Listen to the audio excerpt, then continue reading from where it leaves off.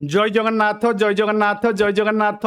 आध्यात्मिकता को प्रश्न थिला प्रभुजी भक्त निजे सुख आशा न करी भगवान को सुख दिए किपरि? उत्तर हेउची आग तो आमे जानी गले भक्त माने शरीर नुह, शरीर निजको मानि करी जो सब कार्य आमे करिबा से आध्यात्मिकता कार्य कले सुधा से धर्म होई जिवो, से आ स्पिरिचुअल हबो नाही। जेते बेले आमे भक्त हेई जिबा, जेते बेले आमे भगवानकर अंश हेकी तांको पदारविंद को चली जिबा, आम भितरे लुचि रहितिबा भगवान को ईश्वर सर्वभूतानां हृदय जुन तिष्ठन्ति जाई तांको पदारविंदरे शरणागति नै नबा, यानी भगवान को एकुटिया अंतःकरण रे आउ रहिबाकू दबानी, एकाकी न रम्यते एकुटिया आउ रमण करिबेनी, आमे तांको संगरे रहि जिबा। कारण भगवान हृदय रे एकुटिया रमण करूचंती ना, आमे पिठी करिके तांको पटको बसचे ना, पिठी करिके माने आमे निजको देह मानिचे, जेतेबेले तांको अंश बोली मानि जिबा तांको सम्मुख होई जिबा। भगवान संसार को भक्त पाई सर्जना करि नाहंती, शरीर पाई सर्जना करिसेंती। भल कि बुझ,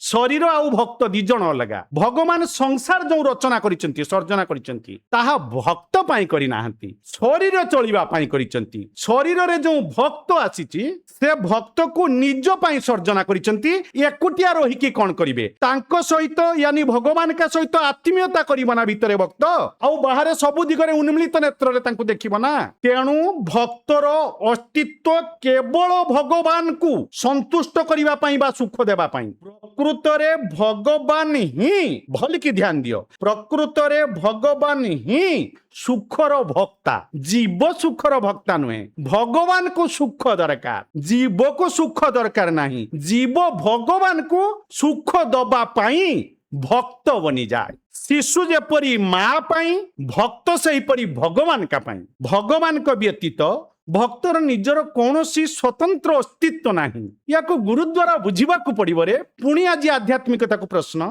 जणे भक्त कौन समग्र संसार कल्याण करि परिबो? जदि करि परिबो प्रभुजी ताले करू नाही काहे कि? जय जगन्नाथ।